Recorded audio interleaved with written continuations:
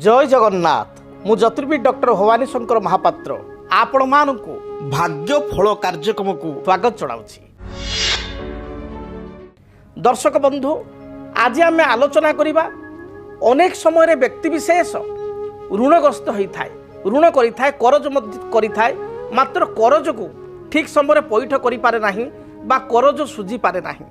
करज सुझी न पारी मानसिक चाप मध्यरे गति करिथाय, मानसिक द्वंद्व दे गति करिथाय। करज कारणरू बा ऋण कारणरू परिवार समस्या देखा दिए। जो व्यक्ति विशेष करज करिछि, ऋणग्रस्त अछि, से जानिछि प्रकृत रे करज कले केते कष्ट केते दुख। करज करुवा व्यक्ति विशेष घरे भल करिकिरी किछि ता मन पसंद जिनिस आनी पारे नाही। करज करिथिबा व्यक्ति विशेष संतान को मन खोली किछि पेंट सार्ट बा भल कपड़ा दे परिबा पूर्व 10 थर चिंता करे।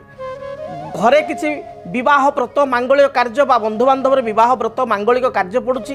करज करिथिबा व्यक्ति बा ऋणग्रस्त व्यक्ति अर्थ भाव से गुडी को कॉम्प्रोमाइज करिया को पड़ी थाए बा से मन खोला हाथ खोला खर्च करि पारे नाही। करज भार बा ऋण भार बढ़ी जिबा हेतु अनेक समय देखा दिए परिवार स्वामी स्त्री मध्य, भाई भाई मध्य बा परिवार पिता पुत्र मध्य अशांति बा गंडगोल लगी रही थाए। तेबे करज केउ ग्रह कारण रही थाए? विशेष करी आमे जातक को जो देखिबा लग्नर षष्ठ स्थान होची करज बा ऋणर स्थान। जदि लग्नाधिपति षष्ठ स्थान रही थाए एवं षष्ठाधिपति जदि जातक रे अष्टम द्वादश किंबा लग्नपति को दृष्टि दे थाए, ये परिस्थिति रे व्यक्ति विशेष अधिक करज करिवार बा ऋणग्रस्त होबार जोग रही थाए। करज करिबा पई प्रेरित करि थांती मंगल। मंगल जदि जातक रे अशुभ स्थिति रे थांती, विशेष करी अनेक जातक रे देखा देइछि जदि मंगल जातक रे द्वितीय रे, मंगल जातक रे षष्ठ रे, मंगल जातक रे अष्टम रे किंबा मंगल जातक रे द्वादश घरे 12 नंबर घरे थाई शनि को दृष्टि थांती बा शनि सहित युक्त होई थांती, ए परिस्थिति रे करजर परिमाण बढ़ी जाई थाए बा व्यक्ति विशेष करज बारंबार करे, बारंबार ऋण ग्रहण करे एवं परिशोध करिवार तकलीफ बा समस्या देखा दे थाए। तेबे करज विभिन्न कारण रही थाए। अनेक समय आमे देखु आम जे दैनंदिन जीवन में आमे एतबेले घरटिए तैयारी करू, नुआ घरटिए निर्माण करू, सेतबेले ईएमआई कर नबाक पड़े बा करज करिक आमे ताकू ईएमआई पैठ आकार किस्ती बाई किस्ती ईएमआई दबाक पड़े। गोटे 4 चकिया जान क्रय कलु ताले बाध्य होइक आमको करज करिया पड़े, किछि पैसा आमे दउ मूलधन एवं किछि करज करिया पड़े एवं मासिक ईएमआई बा किस्ती दारिया पैठ करिया पड़े। बेले बेले से किस्ती बहुत भारी हो जाए। जदि आपणकर घर पाई होम लोन अच्छी, आपण होम लोन परिशोध करिवारे बहुत कष्ट आसुची, बाधा विघ्न आसुची, भाविथिले जे मु गोटे 10 वर्ष कि 15 वर्ष लोन नेबी, होम लोन हाउस लोन नेबी एवं धीरे धीरे मु सुझिबी एवं मझिरे मझिरे किछि मोर कैश फ्लो आसीबो एवं मु हठात किछि मझिरे मझिरे मु ताकू डाउन पेमेंट बा पार्टली पेमेंट कर दे, मते करज कमी जीवो बा मोर ड्यूरेशन कमी जीवो बा करज रो जो अमाउंट अछि टिके कमी जीवो, कहळ हबो, मात्र हेई पारु नाही। बा किछि गाँ गहले आपण बकिया हाथ उधारिया कर जानिछंती, संपर्कों ठू कर जानिछंती, दबार समस्या होछि, घरे अशांति होछि, ताहले कोन प्रतिकार करिवे? आज आपण को ऋण मुक्ति पाई बा करज मुक्ति पाई अचूक केतेक उपाय कहूछि। शास्त्र अनुसार जदि आमे विचार करिबा, मंगल होचंती करज पाई प्रधान दायी ग्रह, द्वितीय रे होचंती शनि, तृतीय रे होचंती राहु। तेणु विशेष करी जदि आपण ऋणग्रस्त अछंती, करज पैठ करिया पाई चाहुचंती, ताहले ऋणर मुक्ति पाई आपण गोमाता सेवा करंतु। पूर्व काल मानक देखिथिबे खरा दिन मानक देखिबे घर बाहर आपण गोटे कुंड थिला, माने आपण सेति पेज तोराणी चकट सब पड़ुथला, निजर गाई थाउ बा बाहर कौन से गाई थाउ रास्ता कट जाइथिबा गाई ताकू खाउथले। पूर्व काल रे प्रत्येक व्यक्ति विशेष देखिबे घास काटी गाई थाउ कि न थाउ गाई को घास खाइया को दउथले, किंतु आजिर नगरांचल रे बा आजिर सोसाइटी रे सेगुडी को आ लोप पाई गलानी। तेणु आपण गोमाता को जदि प्रत्येक दिन मन रखंतु, किछि घास बा घास बदल रे टाउन रे घास मिलवा असंभव, घास मिलुना बा आपण काटिकी आनिबार आपण पाखे समय बा शक्ति नाही, ताहले आपण माने मिनिमम 20 टंका बा 30 टंकार साग बिड़ा आपण 5 बिड़ा 10 बिड़ा जहाँ भी साग हम साग एवं किछि गुड़ घास सहित किछि गुड़ बा साग बिड़ा सहित किछि गुड़ रेगुलार आपण गोमाता को खई चलंतु, गाई को खई चलंतु, देखिबे आपणकर करज जहाँ भी थाउ ता दूरीभूत हेबो। शास्त्र कहा जाए जे ବାସ୍ତୁଶାସ୍ତ୍ର ଅନୁସାରେ ଯଦି ଘରର ଦକ୍ଷିଣ ଦିଗଟି ଖରାପ ଥାଏ ତାହେଲେ କରଜ ବଢ଼ିବାର ସମ୍ଭାବନା ଅଧିକ ବଢ଼ିଯାଇଥାଏ।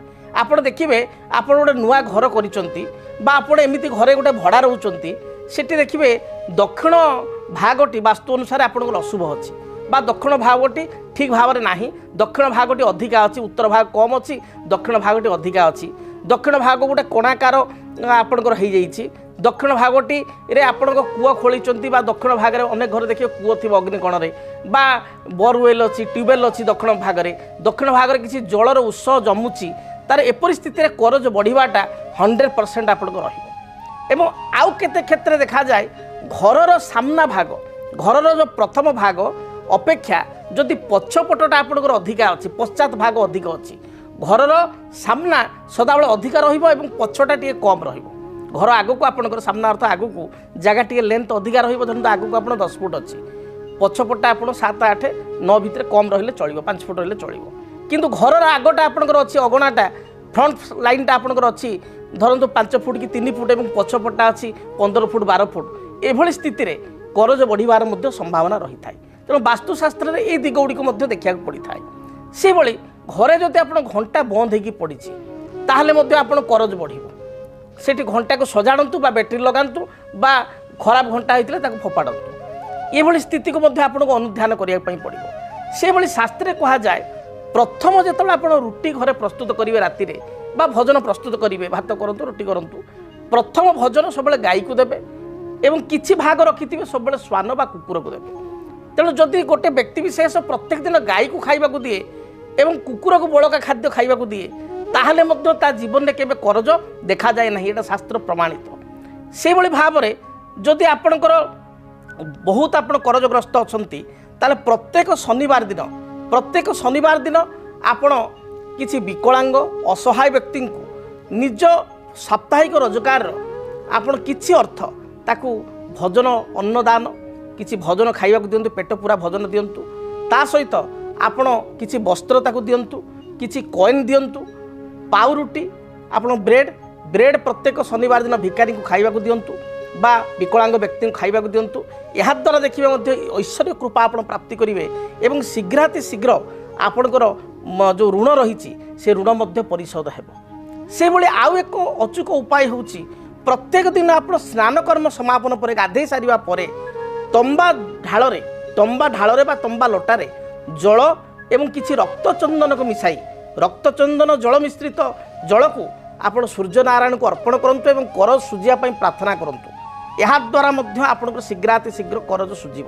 ବହୁତ ଗୁଡ଼ିଏ ଉପାୟ କହୁଛି, ଅତି ଛୋଟ ଉପାୟ, କୌଣସି ଅର୍ଥ ଖର୍ଚ୍ଚ ନାହିଁ, ଆପଣ ଆରାମରେ କରିପାରିବେ। ସେଇଭଳି ପ୍ରତ୍ୟେକ ମଙ୍ଗଳବାର ଦିନ ଆପଣ ମସୁର ଡାଲି, ମଙ୍ଗଳଙ୍କ ଉଦ୍ଦେଶ୍ୟରେ ମସୁର ଡାଲି 500 ଗ୍ରାମ ହୋଇପାରେ କିମ୍ବା 250 ଗ୍ରାମ ମିନିମମ୍ 250 ଗ୍ରାମ ବା 500 ଗ୍ରାମର ମସୁର ଡାଲି ଏବଂ କିଛି ଖଣ୍ଡ ଗୁଡ଼ ଆପଣ କୌଣସି ଚୌକିଦାର, ଆପଣଙ୍କର ସିକ୍ୟୁରିଟି ଗାର୍ଡ଼ ୟାଙ୍କୁ ଆପଣ ଦିଅନ୍ତୁ ଏବଂ କିଛି ଅର୍ଥ ରାଶି ଦାନ କରନ୍ତୁ। କ୍ରମାଗତ ଭାବରେ ଦେଖିବେ ଆପଣ 21ଟି ମଙ୍ଗଳବାର କରିବା ମଧ୍ୟରେ ଆପଣଙ୍କର ଅନେକ ଅର୍ଥ ବା ଋଣ ପରିଶୋଧ ହୋଇସାରିଥିବ ଏବଂ ଆପଣଙ୍କର ଯାହା ବି ସମସ୍ୟା ରହିଛି ଋଣ ହେତୁକ ତାହା ଦୂରୀଭୂତ ହେବ। ତେଣୁ ଦର୍ଶକ ବନ୍ଧୁ ଆପଣମାନେ ପ୍ରତିକାର କରନ୍ତୁ, ଦେଖିବେ ନିଶ୍ଚୟ ଋଣ ବା କରଜରୁ ଆପଣ ମୁକ୍ତି ପାଇପାରିବେ। ଯଦି ଆପଣଙ୍କ ଜୀବନରେ ବ୍ୟକ୍ତିଗତ ପାରିବାରିକ ସମସ୍ୟା, କର୍ମକ୍ଷେତ୍ର ନିଯୁକ୍ତି, ବୈବାହିକ ସମସ୍ୟା, ବାସ୍ତୁ ଦୋଷ ଏବଂ ମାଲି ମକଦ୍ଦମା ଆଦି ସମସ୍ୟା ଥାଏ ତାହେଲେ ସମସ୍ୟାର ସମାଧାନ ଓ ପରାମର୍ଶ ପାଇଁ ଆମକୁ ଯୋଗାଯୋଗ କରନ୍ତୁ। ଜ୍ୟୋତିର୍ବିଦ doctor Bhabani Shankar Mahapatra, Budheswari colony, plot number 26, Bhubaneswar. Phone number 9776833302 9439444924।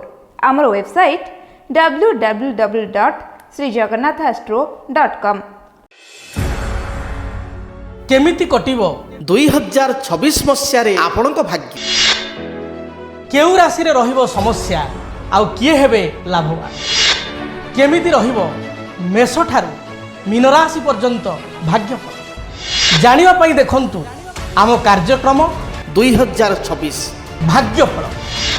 2026 ମସିହାର ଆପଣଙ୍କ ରାଶିର ସମ୍ପୂର୍ଣ୍ଣ ଭାଗ୍ୟଫଳ ଜାଣିବା ପାଇଁ ଚ୍ୟାନେଲକୁ ସବସ୍କ୍ରାଇବ୍ କରନ୍ତୁ, ବେଲ୍ ବଟନକୁ ଅନ୍ କରନ୍ତୁ। ଦେଖନ୍ତୁ DTV ଓଡ଼ିଆ। DTV ଓଡ଼ିଆ ଦେଖିବା ପାଇଁ ସବସ୍କ୍ରାଇବ୍ କରନ୍ତୁ ଏବଂ ବେଲ୍ ଆଇକନ୍କୁ ମଧ୍ୟ ଦବାଇ ଦିଅନ୍ତୁ।